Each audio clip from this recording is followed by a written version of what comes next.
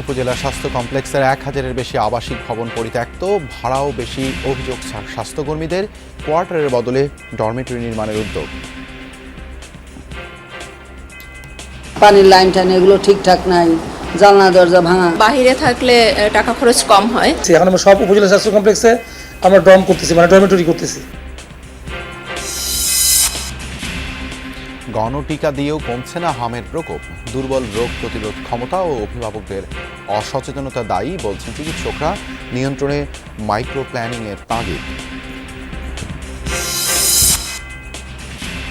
Gas সংকটে ব্যাহত শিল্প উৎপাদন, চুলা জ্বলছে না আবাসিকে, সাময়িকভাবে বন্ধ রাখা হয়েছে অনেক ফিলিং স্টেশন। কিভাবে দুর্ভোগ নিরসন হবে এটা আমরা আদৌ জানি না। লাইন কি ঠিক করতে 3 দিন লাগে, আপনারা কি লুক লাগাইছেন? আমরা এত কষ্ট করতাম, সারা দিনও আসে না, রাতেও অপেক্ষা করলাম, রাতে আসুক তাও পাইলাম না। উত্তরায় পেট্রোল পাম্প থেকে প্রায় ১.৫ কোটি টাকা লুটের ঘটনায় ৫ জন আটক, অস্ত্র, গুলি, ডাকাতির সরঞ্জাম ও নগদ টাকা উদ্ধার। কাল কিশোরগঞ্জ সফরে যাচ্ছেন প্রধানমন্ত্রী তারেক রহমান। উদ্বোধন করবেন ফ্যামিলি কার্ড কার্যক্রম, জেলা জুড়ে উৎসবের আমেজ। কর ফাঁকি রোধে এপিআই সার্ভার চালু করতে চায় এনবিআর। যুক্ত হতে পারবে ব্যাংক, ভূমির মতো ডেটাবেজে। প্রাইভেসি নিয়ে শঙ্কায় অনেকে। যদি এই এপিআই সার্ভারের মাধ্যমে যেটা ওপেন হয়ে যায়, তা প্রত্যেকের তথ্য প্রত্যেকে জানলে বাংলাদেশে এখনো ওই ধরনের পরিবেশ পরিস্থিতি সরকার তৈরি করতে পারেন নাই।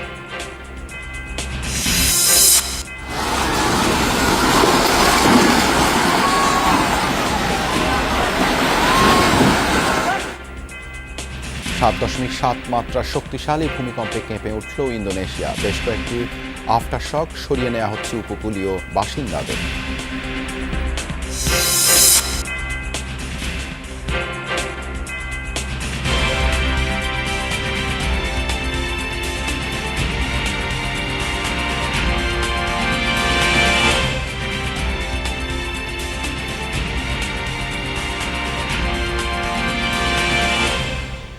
আমন্ত্রণ যমুনা নিউজে আপনাদের সঙ্গে আছি দেবাশিস রঞ্জন সরকার। এতক্ষণ শিরোনাম দেখছিলেন। কোনোটি পরিত্যক্ত, কোনোটিতে থাকে না কেউ, দু একটিতে থাকেন ২-৪ জন। এমনই অবস্থা উপজেলা স্বাস্থ্য কমপ্লেক্সে আবাসিক ভবনগুলোর। চিকিৎসক, নার্স ও অন্যান্য কর্মীদের জন্য বানানো হয় ভবনগুলো। এরই মধ্যে ব্যবহার অনুপযোগী বা পরিত্যক্ত ১,০৩৮টি ভবন। স্বাস্থ্যকর্মীরা বলছেন বাইরের তুলনায় কোয়ার্টারের ভাড়া বেশি। স্বাস্থ্য প্রকৌশল অধিদপ্তর বলছে বিষয়টি বিবেচনায় নিয়ে এখন থেকে কোয়ার্টারের বদলে ডরমিটরি নির্মাণ করছেন তারা। জিহাদ ইসলামের তোলা ছবিতে হাসান মিসবার প্রতিবেদন। এ যেন বৃক্ষবাড়ি। ভবনে থাকে না মানুষ, তাই সেখানে গাছ-গাছালির বসতি। সংসার পেতেছে পোকামাকড়ের দল। দূর থেকে দেখে মনে হতে পারে এগুলো যেন ঐতিহাসিক স্থাপনা। বাগেরহাটের মোরেলগঞ্জ স্বাস্থ্য কমপ্লেক্সে আবাসিক ভবন ৭টি। এই ভবনটি পরিত্যক্ত না হলেও থাকে না কেউ। বারান্দায় গজিয়েছে বটগাছ। কেশবপুর স্বাস্থ্য কমপ্লেক্সের আবাসিক এলাকাটি বেশ বড়। বাঁধানো পুকুরঘাট আর লম্বা গাছের সারিতে এক একটি ভবন, কিন্তু বেশিরভাগই ফাঁকা, কোনোটি আবার পরিত্যক্ত। ৪৩৩টি স্বাস্থ্য কমপ্লেক্সে কোয়ার্টারের সংখ্যা ২৫০০-এর বেশি, যার মধ্যে ৬৭৬টি পরিত্যক্ত আর ৮২২টি ডরমিটরির মধ্যে বসবাসের অনুপযোগী ৩৬২টি। নতুন ভবনের অনেক ইউনিটও ফাঁকা। স্বাস্থ্যকর্মীরা বলছেন কোয়ার্টারের ভাড়া বেশি। কোয়ার্টারগুলো তো এখন নষ্ট হয়ে আছে, সে তো দীর্ঘদিন ধরেই ভাঙাচোরা। তারপর পানির লাইন টাইন এগুলো ঠিকঠাক নাই, জানলা দরজা ভাঙা। উপজেলার ভিত্তিতে তো বাহিরে থাকলে টাকা খরচ কম হয়। আমাদের যেটা বেসিকের 40% আমাদের দেয় সেটা তো কেটে নেয় কোয়ার্টারে থাকলে, কিন্তু কোয়ার্টার তো বসবাসের যোগ্য নাই। কোয়ার্টারে থাকলে অনেক বাসা ভাড়া কেটে নেয়, আর বাইরে থাকলে একটু কম হয়ে যাবে। কোয়ার্টারগুলো ফাঁকা থাকলেও বসবাসের পরিবেশ এবং সুযোগ সুবিধা নিয়েও আছে প্রশ্ন। ব্যবস্থা নেই রক্ষণাবেক্ষণেরও। গ্রামে যখনই আমি অর্ধেক মূল্যে বাইরে একটা বেটার বাড়ি পাই, তাহলে আমি ওই স্বাস্থ্য কমপ্লেক্সের স্যাঁতস্যাঁতে পুরনো বাড়ি যেটার পলেস্তারা খসে পড়ছে আমি কেন থাকবো ওখানে? কিন্তু আইডিয়ালি কি একজন চিকিৎসক একজন নার্স কিন্তু হাসপাতাল কম্পাউন্ডে যদি থাকে তাহলে রুগীরা বেটার সেবা পায়। সরকারি কর্মকর্তা কর্মচারীদের মূল বেতনের সঙ্গে বাড়ি ভাড়া ভাতা যুক্ত হয় এলাকা অনুযায়ী। সিটি কর্পোরেশন এলাকায় তা ৫৫%, আর এর বাইরে ৪০% মতো। কেউ সরকারি কোয়ার্টারে না থাকলে এই টাকা যুক্ত হয় বেতনের সঙ্গে। যদি কোয়ার্টার না থাকে তখন বলে কোয়ার্টার নাই, আর থাকলে গিয়ে বাইরে থাকে। হ্যাঁ, কিছু কিছু করতে পারে, বা সব ক্ষেত্রে যে করে তা না। আমি থাকে না অনেক জায়গায়, এটাও সত্য। বাট এগুলি তো গ্রাজুয়াল ম্যাটার, আস্তে আস্তে আগাতে হবে। সিঙ্গেল রুমের ইউনিটই হলো ডরমিটরি। ভাড়া মূল বেতনের ১০ থেকে ১৫%। স্বাস্থ্য প্রকৌশল অধিদপ্তর বলছে, কোয়ার্টারের বদলে এখন তারা ডরমিটরি নির্মাণ করছেন। আগে ছিল আমরা আবাসিক কোয়ার্টার, কিন্তু ম্যাক্সিমাম পরিত্যক্ত হয়ে গেছে, অনেকে রিমোট এরিয়া যেতে চায় না। এই জন্য আমাদের ওই থিম থেকে বেরোয় আমরা এখন ডরমিটরি গেছি। এখন আমরা সব উপজেলা স্বাস্থ্য কমপ্লেক্সে আমরা ডর্ম করতেছি, মানে ডরমিটরি করতেছি। উপজেলা স্বাস্থ্য কমপ্লেক্সে ৬ ধরনের কোয়ার্টার থাকে। ব্যবহার না হওয়ায় এক পর্যায়ে এগুলো পরিত্যক্তই হয়ে যায়। হাসান মিসবাহ, যমুনা নিউজ, ঢাকা। গণটিকা দেওয়ার প্রায় ৩ মাস পরও হামের আক্রমণ থামছে না, বাড়ছে মৃতের সংখ্যাও। চিকিৎসকরা বলছেন, মাইক্রো প্ল্যানিং করে টিকা দিতে পারলে এখনও হাম নিয়ন্ত্রণে আনা সম্ভব। তাদের মতে, শিশুর দুর্বল রোগ প্রতিরোধ ক্ষমতার কারণেও হাম মোকাবেলা কঠিন হয়ে পড়ছে।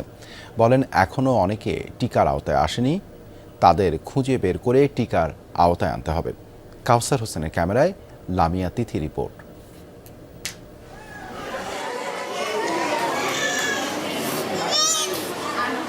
যে ছোট্ট মুখটায় সারাদিন হাসি লেগে থাকার কথা, আজ সেই মুখটা জ্বরে ক্লান্ত আর নিস্তেজ। অসহায় চোখে শুধু মায়ের দিকে তাকিয়ে রয়েছে। টাঙ্গাইল থেকে আসা এই ছোট্ট শিশুটির নাম মুনতাহা, বয়স মাত্র ৯ মাস।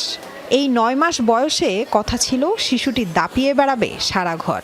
তবে এখন তার দিন কাটছে হাসপাতালের বিছানায়। গত 4 দিন যাবৎ ভর্তি ছিলাম ওইখানে।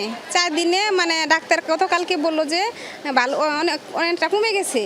তখন মানে আমাদের বেটে দিয়ে দিল, কিন্তু আসার পরে আজকে মনে হতেছে যে আমরা মানে ডাক্তার বলতেছে যে ভালো আছে, কিন্তু আমরা ভালো পাচ্ছি না।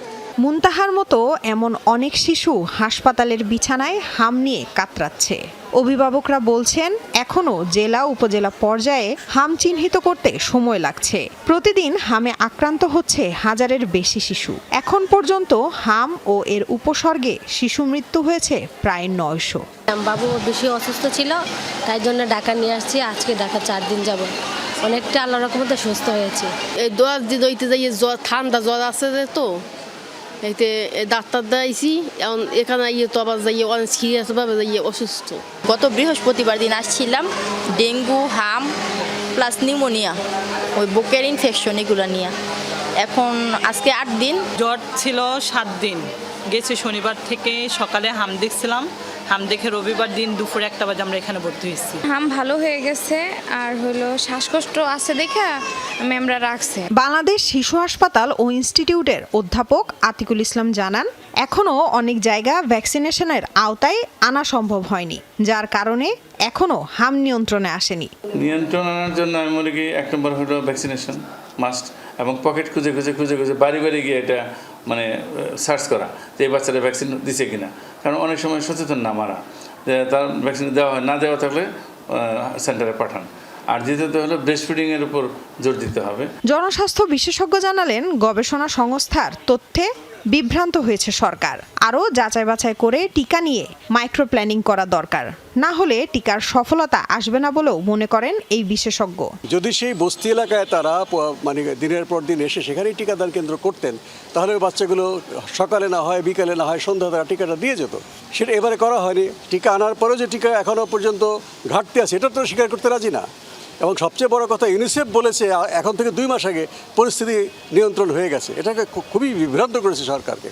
কারণ স্বভাবতই ইউনিসেফের কথা, WHO কথা সরকারের নীতি নির্ধারকরা এবং জনগণ অধিক মাত্রায় বিশ্বাস করে। তারা যখন এভাবে একটা মানে অসম্পূর্ণ তথ্য দিয়ে বিভ্রান্ত করেছে, সেটা তো তারা ক্ষতিপূরণ করা উচিত। 95% শিশুকে টিকা দেওয়ার লক্ষ্যমাত্রা এখনও অর্জিত হয়নি বলেও মনে করেন এই জনস্বাস্থ্য বিশেষজ্ঞ। এখন তারা স্বীকার করছে অনেক দিন পরে যে কোনো জায়গায় শতকরা 95% শিশু টিকা পায়নি, বিশেষ করে যারা বঞ্চিত শিশু। লামিয়া তিথি, যমুনা নিউজ, ঢাকা। দেশের বিভিন্ন জেলায় গ্যাস সংকটে ভোগান্তি চরমে। ফিলিং স্টেশনে যানবাহনের লম্বা লাইন, দীর্ঘ সময় অপেক্ষা করেও মিলছে না কাঙ্ক্ষিত গ্যাস। এ বিষয়ে জানবো সহকর্মীদের কাছ থেকে। শুরুতে নরসিংদী থেকে যুক্ত হচ্ছেন আয়ুব খান সরকার। আয়ুব, পাম্পে চাহিদা মতো গ্যাস মিলছে কিনা, চালকরা কি বলছেন? দেবাশিস, আমি ঢাকা সিলেট মহাসড়কের পাশে নরসিংদীর সাই প্রতাপে একটি সিএনজি স্টেশনে রয়েছি। তো এখানে আপনাকে একটু দেখাতে চাই যে আসলে এইখানে গত বৃহস্পতিবার রাত থেকেই কিন্তু এখানে গ্যাস সংকট দেখা দিয়েছে। আর আপনি দেখতে পাচ্ছেন যে এখানে গাড়ির প্রচুর একটা লাইন রয়েছে এবং এই গ্যাস সংকটের যে এখন আমরা যে মিটারটি দেখতে পাচ্ছি সেটিতে কিন্তু আসলে শূন্য পর্যায়ে আছে, অর্থাৎ এই গ্যাসের যে সংকটটা এখানে আসলে পুরাই প্রতীয়মান। আর আপনি দেখতে পাচ্ছেন যে এখানে আসলে যারা চালক রয়েছেন বাস, সিএনজি, তারা কিন্তু দীর্ঘ সময় গত বৃহস্পতিবার থেকেই কিন্তু অনেক বাসের চালকই কিন্তু এখানে অপেক্ষা করছেন। তারা যেটা জানাচ্ছেন আসলে যে তারা যে গ্যাস সংকটের ফলে তাদের নানান সমস্যায় তারা ভুগছেন। আর পাশাপাশি হচ্ছে যে তাদের যে সাংসারিক পারিবারিক যে অর্থনৈতিক যে চাপটি রয়েছে, তারা সে আসলে অর্থনৈতিক সেই সংখ্যাটা ভুগছেন। আপনি এখানে আসলে কবে থেকে গ্যাসের জন্য লাইন দাঁড়িয়ে আছেন আর কি সমস্যা হচ্ছে? বৃহস্পতিবার দিন রাত্রে 10টার পরে থেকে এই পর্যন্ত পাম্পে আছি, গ্যাস নাই। আমাদের রুজি একদম বন্ধ হয়ে গেছে। মানে আমরা যে এই যে হাজার হাজার শ্রমিক গাড়ি নিয়ে আটকা আছি 3 দিন ধরে, আমাদের বিরাট সমস্যা। তা আমাদের গ্যাস নাই, গ্যাস না হলে আমরা কিভাবে চলবো? তা আমার সরকারের কাছে আকুল আবেদন, এই সরকার এই গ্যাসের সমস্যাটা অতি শীঘ্রই এই সমাধানের ব্যবস্থা করে আমাদের একটু বাঁচার একটু করে দিলে কাঙ্গ ভালো হয়। দেবাশিস, আপনি শুনতে পাচ্ছিলেন যে আসলে চালকদের কথা, যে তাদের সমস্যার কথা। আর অন্যান্য এখানে আসলে গ্যাস পাম্পের যে মালিক রয়েছেন তাদের সাথে আমি কথা বলেছি। তারা আসলে নির্দিষ্ট করে তারাও বলতে পারছেন না, কারণ তিতাস কর্তৃপক্ষ তাদেরকে সেই নির্দিষ্ট সময়ক্ষণ কিন্তু দিতে পারছেন না যে কখন আসলে গ্যাসটি চালু হবে। দেবাশিস, ধন্যবাদ আয়ুব আমাদের সাথে যুক্ত হবার জন্য। নারায়ণগঞ্জ থেকে যুক্ত রয়েছেন আমাদের আরেক সহকর্মী। এবং গ্যাস সংকটে ব্যাহত হচ্ছে নারায়ণগঞ্জের শিল্প কারখানার উৎপাদন। সহকর্মী আমির হোসেন স্মিথ এ বিষয়ে জানাবেন আমাদের। কি স্মিথ, সংকট কতটা তীব্র শিল্প খাতে? গ্যাসের অভাব কোন কোন সেক্টরকে বেশি ভোগাচ্ছে? দেবাশিস, যে নারায়ণগঞ্জ শিল্প ঘন একটি অঞ্চল, বিশেষ করে নারায়ণগঞ্জের ফতুল্লা, বিসিক শিল্পনগরী, রূপগঞ্জ, 2500, সোনারগাঁ, প্রত্যেকটি এলাকায় কিন্তু শিল্প ঘন এলাকা এবং প্রত্যেকটি জায়গায় কিন্তু গ্যাসের যে সংকট সেটি প্রতিদিনই তীব্র থেকে আরো তীব্রতর হচ্ছে। কবে এই গ্যাস সংকট নিরসন হবে তারও কোনো সদুত্তর সরকারের কোনো পর্যায় থেকে এখন পর্যন্ত দিতে পারছেন না, যে কারণে কিন্তু শিল্প উদ্যোক্তারা অনেকটা দিশেহারা অবস্থায় আছেন। কারণ তারা বলছেন যে গত বুধবার থেকে এখন পর্যন্ত এই নারায়ণগঞ্জের যে সমস্ত শিল্প কলকারখানাগুলো গ্যাস নির্ভর, সেই কলকারখানাগুলোতে কিন্তু একেবারেই প্রেসার শূন্যের কোটায় নেমে এসেছে, যে কারণে কিন্তু উৎপাদন মারাত্মকভাবে ব্যাহত হচ্ছে। ব্যবসায়ীরা বলছেন যে তাদের যে বিশেষ করে গার্মেন্টস সেক্টরের সাথে জড়িত নিটিং, ডাইং, ফিনিশিং এবং যে সেলাই করার যে সুইং সেকশন আছে সেগুলো কিন্তু পুরোপুরি অনেকটা বন্ধের উপক্রম হয়েছে। তার মূল প্রধান কারণ হচ্ছে ডাইং থেকে তারা ফেব্রিক্স পাচ্ছেন না, কারণ এটি সম্পূর্ণ একটি চেইন সিস্টেমের মতো। অর্থাৎ ফেব্রিক্স যদি ডাইং করাতে না পারে, সেই ডাইং করা পণ্য যদি গার্মেন্টস কারখানায় না আসে, তাহলে কিন্তু swing section, knitting section, finishing section এবং সেলাই যে অর্থাৎ সুইং সেকশন সবগুলো প্রক্রিয়ায় কিন্তু বাধাগ্রস্ত হচ্ছে। যে কারণে শিল্প মালিকরা বলছেন যে তাদের এই গত কয়েকদিনের যে উৎপাদন সেগুলো বন্ধ রেখেছেন। অনেক শিল্প কারখানার মালিক ওই ফেব্রিক্স না পারার কারণে কিন্তু তারা সুইং সেকশন অনেকটা বন্ধ রেখেছেন। বিশেষ করে বিকেএমইউ সংশ্লিষ্ট নারায়ণগঞ্জের যে সমস্ত শিল্প প্রতিষ্ঠানগুলো রয়েছে তাদের মধ্যে শতাধিক কারখানা বন্ধ রয়েছে। আজকে কিছু কারখানা হয়তো খুলবেন। তারা বলছেন যে যেহেতু ফেব্রিক্স হয়তো 3-4 দিন পরে যেহেতু কিছু ফেব্রিক হয়তো আসতে পারে সেই উপলক্ষে তারা খুলছেন। তবে কতটুকু ফেব্রিক্স পাবেন তার উপর নির্ভর করবে সুইং সেকশন কতক্ষণ চলবে। এই যদি সুইং সেকশন না চালানো যায় তাহলে তা আবার তারা বন্ধ করবেন, এমনটাই আবার আমাদেরকে দিয়েছেন দেবাশিস। ধন্যবাদ স্মিত আমাদের সাথে যুক্ত হবার জন্য। দেশের বিভিন্ন জেলার মতো ব্রাহ্মণবাড়িয়াতেও চলছে গ্যাসের তীব্র সংকট, যার প্রভাব পড়েছে বাণিজ্যিক ও আবাসিক পর্যায়ে। ফিলিং স্টেশনগুলোতে যানবাহনের দীর্ঘ লাইন, গ্যাস সংকটে সাময়িকভাবে বন্ধ রয়েছে অনেক পাম্প। বিপাকে পড়েছেন সিএনজি চালকরা। তীব্র গ্যাস সংকটের বিরূপ প্রভাব পড়েছে শিল্প খাতেও। কর্তৃপক্ষ বলছে বঙ্গোপসাগরে প্রতিকূল আবহাওয়ার কারণে এলএনজি সরবরাহে বিঘ্ন ঘটায় এই সংকট তৈরি হয়েছে। গ্যাস পাই না, হাউন ফানি সাইডা দিছি, বাইরে থেকে না হাউন লাগে, ছেলে মেয়ে কষ্ট করতেছি, গ্যাস নাই। আমরা মুক্তি চাই, আমরা শান্তি চাই। ব্রাহ্মণবাড়িয়া শহরের পশ্চিম মেন্ডা মৌবাগ এলাকার আসিয়া বেগম আক্ষেপ নিয়ে জানাচ্ছিলেন নিজের দুর্ভোগের কথা। শুধু আসিয়া বেগমই নয়, গত 4 দিন ধরে গ্যাসের চাপ কমে যাওয়ায় দুর্ভোগে শহরের প্রায় 23,000 আবাসিক গ্রাহক। কোথাও কোথাও স্বল্প পরিসরে গ্যাস থাকলেও চাপ এতটাই কম যে তা দিয়ে প্রয়োজনীয় রান্নাবান্না করাও সম্ভব হচ্ছে না। কেউ কেউ আবার বাধ্য হয়ে ঝুঁকছেন মাটির চুলা কিংবা সিলিন্ডার গ্যাসের ওপর। চাপ বেড়েছে হোটেল রেস্তোরাঁগুলোতেও। একটা লাইন কি ঠিক করতে 3 দিন লাগে, আপনারা কি লুক লাগাইছেন? আমরা এত কষ্ট করতাম, আপনি তাড়াতাড়ি কাজ করেন না, কিভাবে করলে আমরা গ্যাস পাবো সেই সুযোগ করে দেন। গ্যাসের সমস্যা তো আমরা সহ্য হইতে পারতেছি না, বুঝছেন না। আর লাকি কি ভাবা যায় শহরের বাড়ি, এটা গ্রামের বাড়ি হইলে না বলে লাঠি আন থেকে টুকাই না ফাঁক শাক করন যায়, এটা তো শহরের বাড়ি, এটা তো লাকি ভাবা যায় না। রোজার মতো নেই যে রোজা আছি সারাদিন, এমন অবস্থা। সারাদিনও আসে না, রাতেও অপেক্ষা করলাম রাতে আসুক, তাও পাইলাম না। গ্যাস সিলিন্ডারও কোথায় পাচ্ছি না। সিন্ডিকেট যেখানে যায় সেখানে 3,000 টাকা বলে, এটা একটা কথা হলো? বাচ্চা কাচ্চা আছে, খাওয়ার কষ্ট, হোটেল থেকে কিনে না খাওয়া যায়। হোটেলের মধ্যে ভাত হেরা বিক্রি করে না, হেরা কোনা আমরা হোটেলে ভাত বিক্রি করি না। ফিলিং স্টেশনগুলোতে গ্যাস নিতে দীর্ঘ সময় অপেক্ষা করতে হচ্ছে যানবাহন চালকদের, তবুও মিলছে না কাঙ্ক্ষিত জ্বালানি। সাময়িকভাবে বন্ধ রয়েছে 5টি সিএনজি রিফুয়েলিং স্টেশন। দুর্ভোগ আসলে কবে কাটবে বা কিভাবে দুর্ভোগ নিরসন হবে এটা আমরা আজও জানি না, বা কর্তৃপক্ষ আমাদের কোনো নির্দেশনা আজ পর্যন্ত দেয় নাই। বিগত 3 দিন যাবৎ ফিলিং স্টেশন বন্ধ, এই মালিকের তো অনেক ক্ষয়ক্ষতি। বিসিক শিল্প এলাকায় গ্যাস নির্ভর 17টি শিল্প কারখানা পুরোপুরি বন্ধ রয়েছে। কর্তৃপক্ষ বলছে এলএনজি সংকটের কারণে গ্রাহকদের নিরবিচ্ছিন্ন গ্যাস দেয়া যাচ্ছে না। কবে নাগাদ এই সংকট কাটবে সে বিষয়েও কিছু জানাতে পারেনি তারা। এলএনজি ক্রাইসিসের জন্য জিনিসটা হয়েছে, অনেকটা কবে নাগাদ আমরা পুরোপুরি গ্যাসটা পাবো সেই বিষয়টাও আমরা অনেক হায়ার লেভেলে যোগাযোগ করতেছি, কিন্তু কেউ স্পেসিফিক বলতে পারতেছে না। গত বুধবার বিজিডিসিএল এর জরুরি বিজ্ঞপ্তিতে জানানো হয় প্রতিকূল আবহাওয়ার কারণে এলএনজি টার্মিনাল থেকে সরবরাহ বিঘ্ন ঘটছে। এর প্রভাবে কুমিল্লা, নোয়াখালী, চাঁদপুর, ফেনী, লক্ষ্মীপুর ও ব্রাহ্মণবাড়িয়ায় গ্যাসের স্বল্পচাপ বিরাজ করছে। শামস তাবরিজ উচ্ছ্বাস, যমুনা নিউজ। রাজধানীর উত্তরার ডিএল পেট্রোল পাম্পের 1,25,25,000 টাকা লুটের ঘটনায় 5 জনকে গ্রেপ্তার করেছে ঢাকা মহানগর গোয়েন্দা পুলিশ। গ্রেপ্তারকৃতদের কাছ থেকে উদ্ধার করা হয় অস্ত্র, গুলি, নগদ টাকা এবং ডাকাতির কাজে ব্যবহৃত বিভিন্ন সরঞ্জাম। এর আগে 9 আগস্ট সকালে উত্তরা এলাকায় ব্যাংকে টাকা জমা দিতে যাওয়ার পথে ডিএল পেট্রোল পাম্পের 1,21,25,000 টাকা লুট হয়। 3টি মোটরসাইকেলে আসা দুর্বৃত্তরা টাকা বহনকারী গাড়ির গতি রোধ করে ধারালো অস্ত্র দিয়ে হামলা চালিয়ে টাকার ব্যাগ নিয়ে পালিয়ে যায়। এই ঘটনায় বিমানবন্দর থানায় মামলা হলে আইনশৃঙ্খলা বাহিনীর একাধিক ইউনিট তদন্তে নামে। কাল কিশোরগঞ্জ সফরে যাচ্ছেন প্রধানমন্ত্রী তারেক রহমান। ফ্যামিলি কার্ড বিতরণ কার্যক্রম উদ্বোধন সহ দিনব্যাপী নানা কর্মসূচিতে অংশ নেবেন তিনি। সফর ঘিরে পুরো জেলায় বইছে উৎসবের আমেজ। অনুষ্ঠানস্থলের সার্বিক প্রস্তুতিও প্রায় শেষ পর্যায়ে। নিরাপত্তা ব্যবস্থা নিশ্চিতে তৎপর আইনশৃঙ্খলা বাহিনী। শহরের প্রবেশদ্বার থেকে শুরু করে অলিগলি সবখানি এখন সাজ রব। উপলক্ষ প্রধানমন্ত্রী তারেক রহমানের কিশোরগঞ্জ সফর।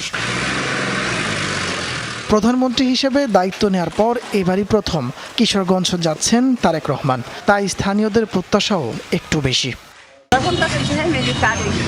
আমরা যে অসুস্থ মানুষ, আমার স্বামী অসল, আমি অসল, চলাফেরা করতে পারি না, আমরা সয় সম্পদ নাই। আপনারা যদি আমরা এই যে দয়া করি দিয়ে দিতে তো আমরা ফ্যামিলি লই আমরা পুরো সমাজে চলতে। অত্যন্ত আনন্দিত, কিশোরগঞ্জবাসী অত্যন্ত গর্বিত, ঈদের আনন্দের মতো লাগছে আমাদের কাছে। রোববার সকালে ব্রহ্মপুত্র নদে মাছের পোনা অবমুক্ত করবেন প্রধানমন্ত্রী। এরপর মৎস্য সম্পদ সংরক্ষণ কাজে বিশেষ অবদানের স্বীকৃতি হিসেবে 14 জনকে স্বর্ণপদক প্রদান করবেন।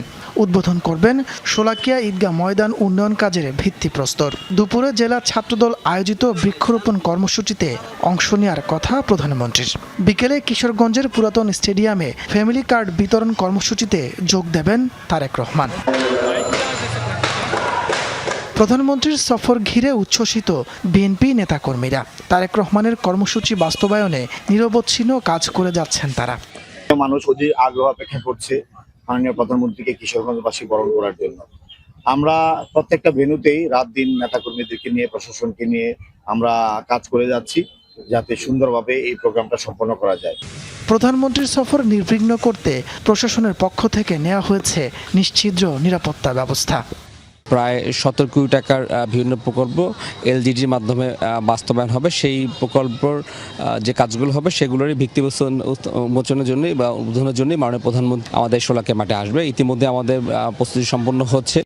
দিনব্যাপী এসব কর্মসূচি শেষে রোববার সন্ধ্যা 6টার দিকে ঢাকার উদ্দেশ্যে রওনা হবেন প্রধানমন্ত্রী। তাপস সরকার, যমুনা নিউজ। সিরাজগঞ্জের এনায়েতপুর থেকে শাহজাদপুর পর্যন্ত 29 কিলোমিটার আঞ্চলিক সড়ক এখন চলাচলের অনুপযোগী। পানি উন্নয়ন বোর্ড বাঁধ উঁচু করতে রাস্তায় মাটি ফেললেও পরে আর পথটি পাকা করার উদ্যোগ নেয়। এতে বর্ষায় কাদা আর শুষ্ক মৌসুমে ধুলো বালির পাশাপাশি সড়কে তৈরি হয়েছে ছোট বড় খানাখন্দ। চলাচলে ভোগান্তি পোহাচ্ছেন 2 উপজেলার 20 গ্রামের লক্ষাধিক মানুষ। কাদামাটির এই রাস্তা সিরাজগঞ্জের এনায়েতপুর শাহজাদপুর আঞ্চলিক সড়কের প্রায় 150 কোটি টাকার উন্নয়ন কাজ এখন গলার কাটা হয়েছে এই পথে চলাচলকারী লাখো মানুষের।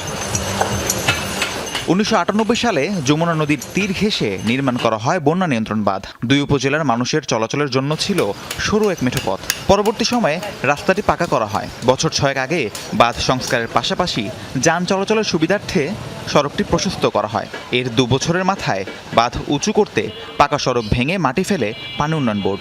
প্রকল্পের অর্থ সংকটের কারণে আঞ্চলিক সড়কটি আর পাকা করা হয়নি। এতে চরম ভোগান্তি পোহাতে হচ্ছে চলাচলে। এর রাস্তাতে যাওয়া যায় না, খুব কষ্ট, এবং ওলিগারে গাড়ি ভেঙে যায়, আবার ওলিগারে গাড়ি ঠেলা না দিলে গাড়ি ওঠে না। বৃষ্টি হলে রাস্তা ব্যবহার করতে পারবে না, অসম্ভব। হাইটেই তো যাওয়া যায় না, গাড়ি নিয়ে যাবনি কেমন। জায়গায় জায়গায় খুঙ্গুল, গাড়ি পোল্ট্রি খায়, তারপরে মনে করেন যে লোড গাড়ি না আসা যায় না, গাড়ি নষ্ট হয়। আঙ্গারে কামের থেকে মনে করেন আঙ্গার খরচ বেশি, গাড়ি চলে না, হাইটে যাওয়া যায় না, কত কষ্ট। চলাচলের অনুপযোগী এই আঞ্চলিক সড়কে প্রায় ঘটছে দুর্ঘটনা, নষ্ট হচ্ছে যানবাহনের যন্ত্রাংশ। এই রাস্তা পাকা ছিল, সব লোকজন যাওয়া আসা করছে, সুবিধা ছিল। এখন তো বিরাট অসুবিধা হয়েছে। এখন তো মানুষজন ভ্যান নিয়ে আসতে পারে না, গাড়ি নিয়ে আসতে পারে না। ভ্যান গাড়ি দিয়ে যাইবার নইলে গাড়ি উল্টা যায়, নসিমন গাড়িতে যাইবার নইলে গাড়ি উল্টা যায়, কেদো বেদর। পুরা রাস্তাটাই মানে অচল আছে, মানুষের চলাফেরা করতে পারে না, ছেলেপেলে স্কুলে যাইতে পারে না, ব্যবসা বাণিজ্য হাট আছে, হাটে কাপড় চোপড় আনতে পারে না। সড়ক ও জনপথ বিভাগ বলছে রাস্তাটি পাকা করার জন্য ঊর্ধ্বতন কর্তৃপক্ষের কাছে জানানো হয়েছে। বরাদ্দ মিললেই শুরু হবে কাজ। 1-2 কিলোমিটার রুট হলে আমরা আমাদের বিচুক্তি করে দিতে পারতাম, কিন্তু এটা তো 25 কিলোমিটার রুট হলো মাটির রুট, এবং এটা সড়ক ও জনপথ তার একটা নির্দিষ্ট স্ট্যান্ডার্ড আছে, সেই স্ট্যান্ডার্ডেই করতে হবে।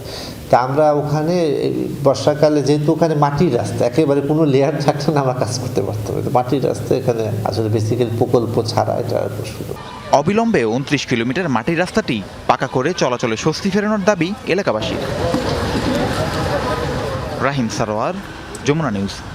সরবরাহ সংকটের অজুহাতে বাজারে প্রায় সব ধরনের বড় মাছের দামই ঊর্ধ্বমুখী। 1 মাসের ব্যবধানে কেজিতে বেড়েছে 50 থেকে 100 টাকা পর্যন্ত। এই বিষয়ে আরও জানাতে চাঁদপুর থেকে যুক্ত হচ্ছেন সহকর্মী ইব্রাহিম রনি। রনি, মাছের দাম নিয়ে কি বলছেন ক্রেতা বিক্রেতারা? দেবাশিস, চাঁদপুরের বাজারে কিন্তু এই মাছের সরবরাহ দেখা যাচ্ছে আছে, কিন্তু আসলে গত কয়েকদিন ধরে কিন্তু দামটা বেশি। আমি যদি বলি আসলে যেই এই চাঁদপুরের এই বাজারে, অর্থাৎ আমি আছি এখন চাঁদপুর শহরের ওয়ারলেস বাজারে, যেখানে আসলে এই চাষের মাছটাই বেশি আসে। এখানে রুই বিক্রি হচ্ছে আজকের বাজারে 350 থেকে 400 টাকা দরে, কাতল মাছ বিক্রি হচ্ছে 350 টাকা 400 টাকা দরে। এছাড়া পাঙ্গাস মাছ বিক্রি হচ্ছে যেটি হলো 200 থেকে 220 টাকা দরে, যেই মাছটা আগে বিক্রি হতো 180 টাকা দামে। আর তেলাপিয়া মাছও কিন্তু দাম বেশি। তেলাপিয়া মাছ আজকের বাজারে বিক্রি হচ্ছে 220 থেকে 250 টাকা পর্যন্ত। তো ব্যবসায়ীরা যেমনটি বলছেন যে আসলে মাছের এই সরবরাহ কম থাকার কারণ হিসেবে তারা বলছেন যে এখানে বাজারে আসলে এই যে বর্ষা, পানির কারণে মাছ ধরতে পারছে না, এই কারণে মাছের সরবরাহ কম, যে কারণে দাম বেশি। যদিও এই বাজার এগুলিতে চাষের যে মাছগুলো আসে সেগুলো কিন্তু রাজশাহী, শরীয়তপুর সহ দেশের বিভিন্ন প্রান্ত থেকে আসছে। তারপরে ব্যবসায়ীরা বলছেন যে তাদের কেনায় বেশি পড়ছে, যে কারণে তারা বিক্রি করতে হচ্ছে বেশি। আর ইলিশের কথা যদি বলি, চাঁদপুরের বাজারে কিন্তু বরাবরই আছে, এই মৌসুম শুরু হওয়ার পর থেকে কিন্তু ইলিশের দাম বেশি। আজকের বাজারে 1 কেজি সাইজের ইলিশ যেটি বিক্রি হচ্ছে সেগুলো কিন্তু 3000 টাকা, 2800 থেকে 3000 টাকা দরে, এবং 700 থেকে 800 গ্রামের যে ইলিশ সেগুলো বিক্রি হচ্ছে 2000 থেকে 2500 টাকা পর্যন্ত। আর 400 থেকে 500 গ্রামের যে ইলিশ সেগুলো বিক্রি হচ্ছে 1700 থেকে 1800 টাকা দরে। তো এই ছিল চাঁদপুরের ইলিশের বাজার থেকে সর্বশেষ। দেবাশিস, ধন্যবাদ আমাদের সাথে যুক্ত হওয়ার জন্য। বৃষ্টি কখনো হাসায়, কখনো কাঁদায়, আবার কখনো বা মনকে ভীষণ আবেগী করে তোলে। তাই তো বর্ষা নিয়ে কবি সাহিত্যিকদের লেখার অন্ত নেই। তবে উপকূলে বৃষ্টি আসে মানুষের বেঁচে থাকার স্বপ্ন নিয়ে। বৃষ্টির ফোঁটা কখনো বিশুদ্ধ পানির তৃষ্ণা মেটায়, কখনো আবার ফেটে চৌচির হওয়া লবণাক্ত জমিকে যৌবন দেয়। অন্যদিকে অতি বৃষ্টিতে বিলের পর বিল তলিয়ে ফসল নষ্ট হওয়ার দৃশ্যও কম নয়। সহকর্মী শেখ আল এহসানের পাঠানো তথ্য ও আমির সোহেলের তোলা ছবিতে থাকছে বিস্তারিত।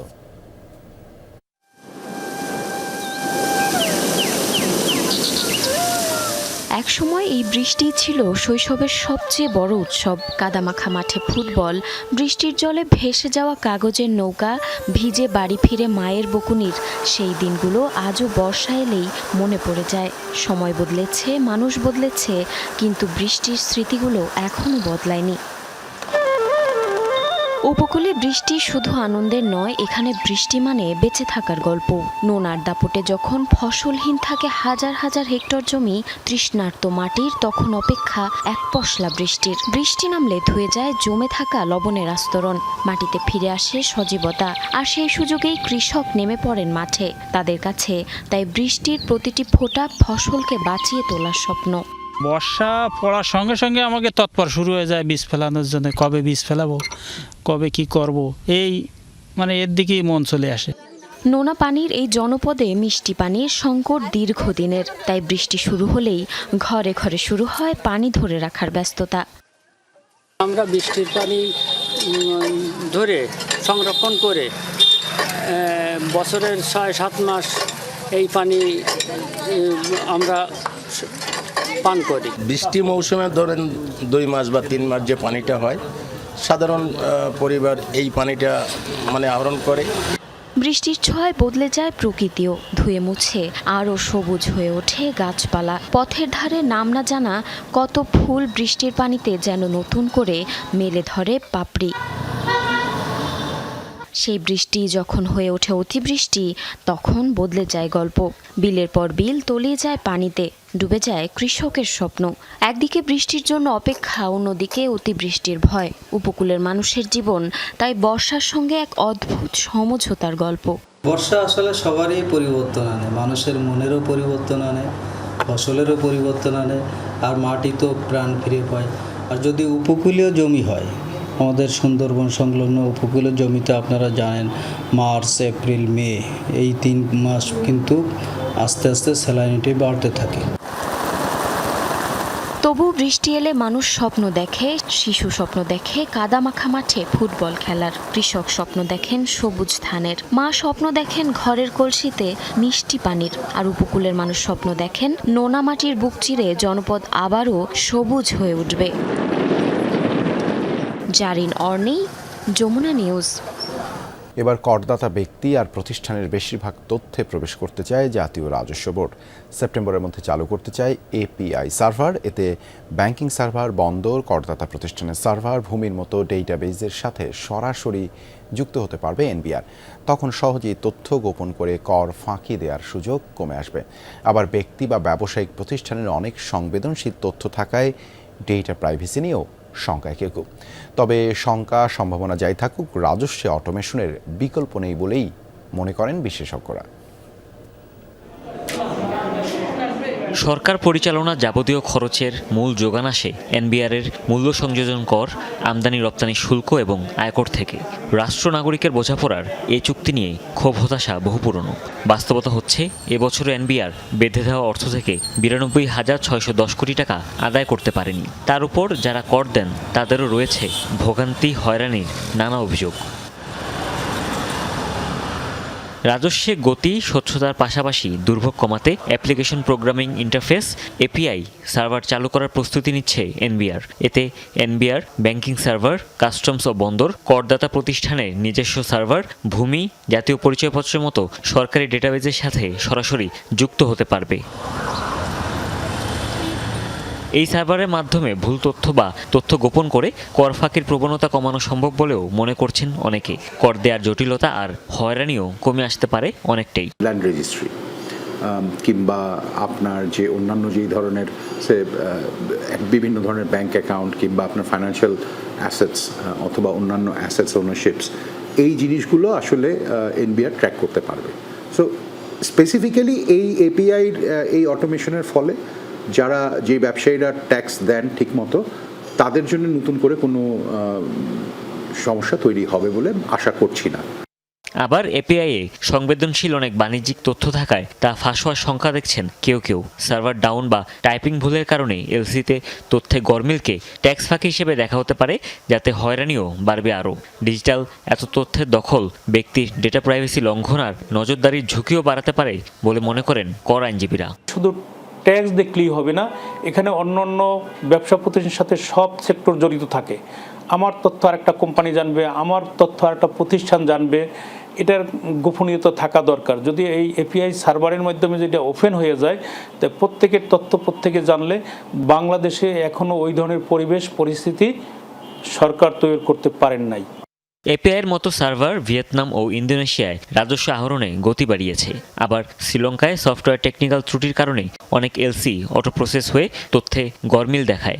ভারতে আবার প্রথমে ধাক্কা খেলেও পরে কাঙ্ক্ষিত ফলাফল মিলেছে কেন্দ্রীয় সার্ভার চালু করায়। তবে শঙ্কা আর সম্ভাবনা যাই থাকুক, অটোমেশনের বিকল্প নেই বলেই মনে করেন বিশেষজ্ঞরা। একটা general impression about NBR officials, যে আচরণগত এগুলো তো সমস্যা যে নাই আছে, কিন্তু এটাকে মাথায় রেখে অটোমেশনটা হলে পরে সেবাটাও ভালো হবে। এই বেঙ্গালুরুতে ওরা অটোমেশন একটা হোল অটোমেশন ওরা করেছে। বিভিন্ন জনের সাথে কানেক্টেড না থাকলে তুমি তথ্য পাবে না। এখনও বিভিন্ন সফটওয়্যার ও সার্ভারের সাথে আলোচনা করছে এনবিআর। এরপর জেলা উপজেলার কর কর্মকর্তাদেরও ডিজিটালি দক্ষতা বৃদ্ধির কাজ রয়েছে। হুমায়ুন রশিদ, যমুনা নিউজ, ঢাকা। ভাবতে পারেন বাংলাদেশে একটি ভাষায় কথা বলতে পারেন মাত্র 3 জন। 70 এই ব্যক্তিদের মৃত্যু হলে ভাষাটিও হবে বিলুপ্ত। যমুনা টেলিভিশনকে জানান, জীবনের শেষ নিঃশ্বাস অবধি উচ্চারণ করবেন নিজস্ব শব্দ, বলবেন ভাষা। দুর্গম পাহাড়ে এই ভাষাকে বাঁচাতে উদ্যোগ নিয়েছে বাংলাদেশ সেনাবাহিনী। স্কুল প্রতিষ্ঠা ও শিক্ষক নিয়োগ সহ নতুন প্রজন্মের মধ্যে ভাষাকে বাঁচিয়ে রাখতেই এই উদ্যোগ। বিলুপ্ত ও বিপন্ন প্রায় এমন ভাষার খোঁজ নিয়েছেন আহমেদ রেজা, ছবি তুলেছেন তানভীর মিজান।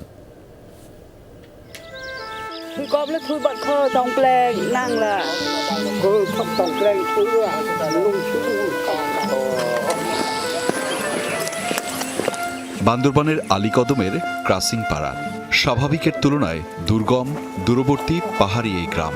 উপজেলা সদর থেকে 12 কিলোমিটার দূরের এই গ্রামে হারিয়ে যাওয়া এক ভাষার খোঁজে যমুনা টেলিভিশন। বন্ধুর পথ পেরুতে 3 ধাপে ভ্রমণ করতে হয়। প্রথমে বান্দরবান সদর থেকে কিছুটা গাড়ির পথ, পরে নৌকায় প্রায় 2 ঘন্টার যাত্রা, এরপর পাহাড়ের গা বেয়ে ট্রেইল ট্রেকিং বা পায়ে হাঁটা। বৃষ্টির মধ্যে যখন আমরা দীর্ঘ পথ পাড়ি দিয়ে পৌঁছলাম ক্রসিং পাড়ায়, তখন সন্ধ্যা। এখানেই বয়োবৃদ্ধ 3 জন কথা বলছিলেন একটি ভাষায়, যার নাম রেংমিটচা। বিস্ময়কর হলেও সত্য, শুধু তারা 3 জনই এই ভাষায় সাবলীলভাবে কথা বলতে পারেন, যাদের মধ্যে 2 জন নারীর একই নাম কুনরাও ম্রো। একজনের বয়স 60, অপরজনের 75। মাংপুং ম্রো হলেন পুরুষের নাম।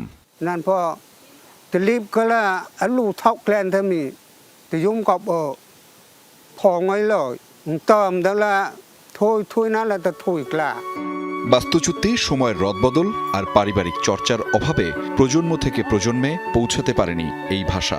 ফলে প্রতিদিন হারিয়ে যাচ্ছে হাজার বছরের ঐতিহ্য, সংস্কৃতি।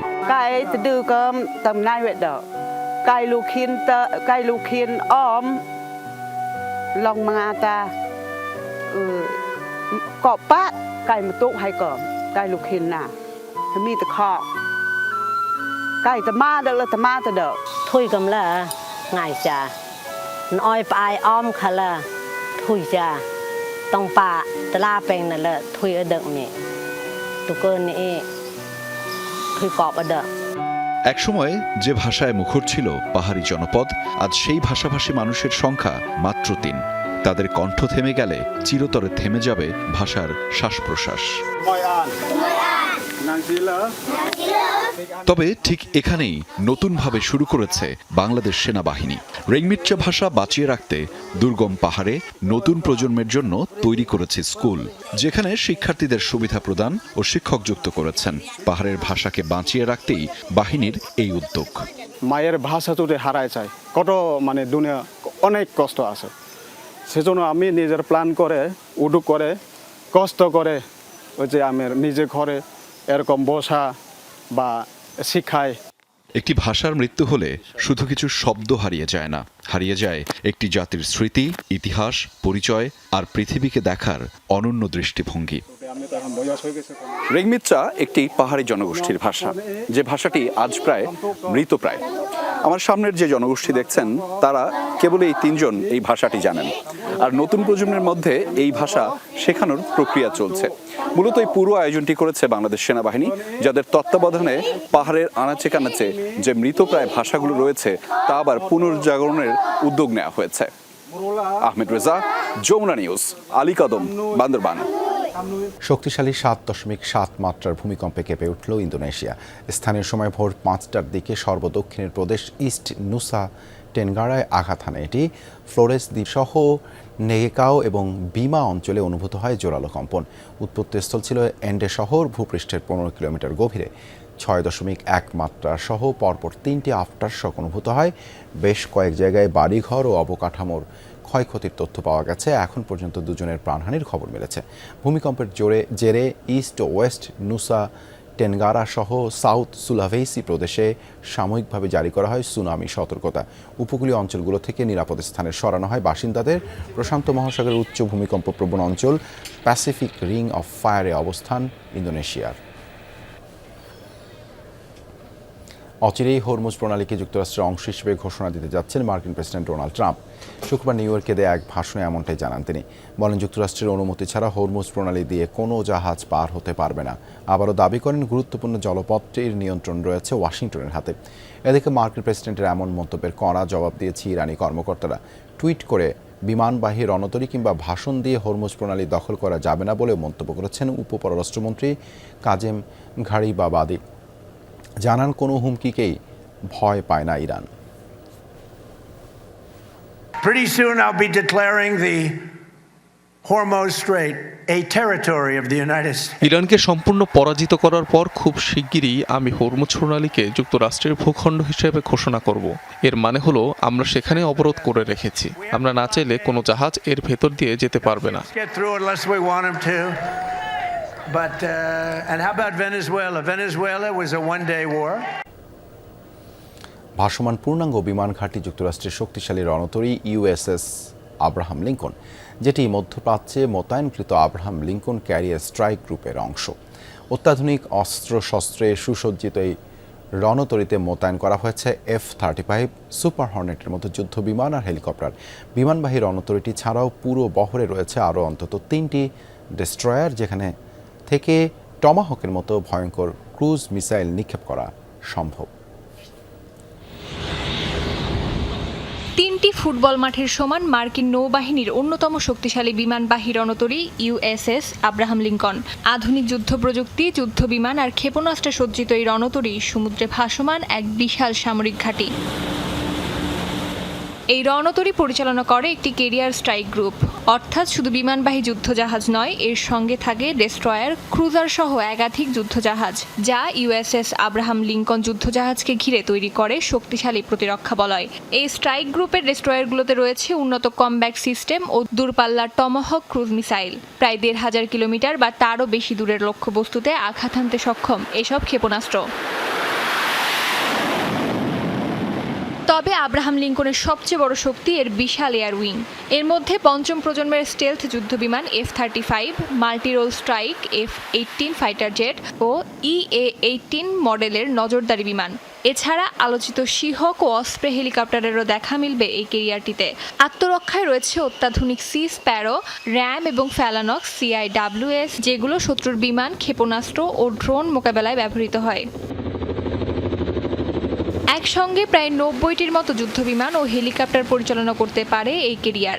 শক্তিশালী ক্যাটাপুল্ট সিস্টেমের সাহায্যে কয়েক সেকেন্ডের ব্যবধানে যুদ্ধবিমানকে ডেক থেকে আকাশে পাঠানো যায়। শুধু আকাশযান পরিচালনায় নয়, বছরের পর বছর সমুদ্রে অবস্থানের জন্য রণতরীটিতে রয়েছে বিশাল লজিস্টিক ব্যবস্থা। প্রায় ৫,০০০ নৌসেনা ও কর্মীর জন্য রয়েছে আবাসন, হাসপাতাল, শপিং মল, খাবার ও পানি সরবরাহ সহ প্রয়োজনীয় সব সুবিধা। অস্মিতা বিশ্বাস, যমুনা নিউজ। দর্শক, একটু আগে আমরা জানাচ্ছিলাম বাংলাদেশ অস্ট্রেলিয়া টেস্ট সিরিজের খবর। ম্যাচটি কাভার করতে ডারউইনে আছেন সহকর্মী হাসান আল মারুফ। আমরা আবারও যুক্ত হচ্ছি তার সঙ্গে। মারুফ, কাঙ্ক্ষিত ২ শতাধিক রানের লিড তো বাংলাদেশ পেল, তো এই মুহূর্তে উইকেট কি ব্যাটিং সহায়ক?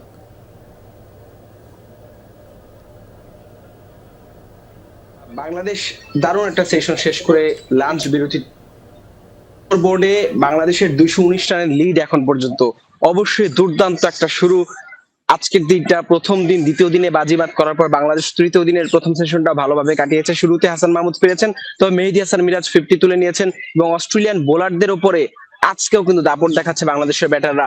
হতাশা প্রেস বক্সে অস্ট্রেলিয়ান যারা গণমাধ্যম কর্মী আছে তাদের মাথায় হাত দেখেছি। দুশ্চিন্তা, বাংলাদেশ কিভাবে আসলে অস্ট্রেলিয়াকে ডমিনেট করছে। 3টা দিন, 2 দিন প্রথম সেশন চলছে, সব মিলে ব্রিলিয়ান্ট। বাংলাদেশের সামনে সুযোগ আছে চমক দেখানোর এবং আজকের দিনে আসলে হয়তো আভাস পাওয়া যাবে বাংলাদেশের এই টেস্টে জয়ের সম্ভাবনা কতটুকু বা এই টেস্টের ফলাফল আসলে কোন দিকে যাচ্ছে। তবে এখন পর্যন্ত যে ওয়েদার বা উইকেটের অবস্থা, উইকেট বেশ ভালো ব্যাটিং এর জন্য, তবে শুরুর দিকে কিছুটা মুভমেন্ট ছিল, পেসাররা সুইং পেয়েছে। বাংলাদেশের বোলাররা যদি প্রথম ইনিংসের মতো এই ইনিংসে ধারাবাহিকতা ধরে রাখতে পারে এবং 250-র কাছাকাছি একটা লিড যদি বাংলাদেশ স্কোরবোর্ডে দাঁড় করাতে পারে, আমার কাছে মনে হয় এই টেস্টে বাংলাদেশের জয়ের সুযোগটা তত বেশি থাকবে এবং অবশ্যই এখন ভালো একটা সুযোগ আছে। অস্ট্রেলিয়া যথেষ্ট ব্যাকফুটে, ডারউইন টেস্টের ড্রাইভিং সিটে রয়েছে বাংলাদেশ। দেখার বিষয় তৃতীয় দিন শেষে বাংলাদেশ আসলে যখন ব্যাটিংটা শেষ করবে, অস্ট্রেলিয়া যখন ব্যাটিং এ নামবে, বোলাররা তখন আসলে উইকেট থেকে কতটুকু সুবিধা পায় বা অস্ট্রেলিয়ার ব্যাটাররা কেমন করে, দিন শেষে বোঝা যাবে যে এই টেস্টের রেজাল্ট বাংলাদেশের পক্ষে কতটুকু সহজে আসবে বা কতটুকু কঠিন হবে। ধন্যবাদ মারুফ যুক্ত হবার জন্য। এই ছিল যমুনা নিউজে এতক্ষণ সাথে থাকার জন্য ধন্যবাদ সবাই।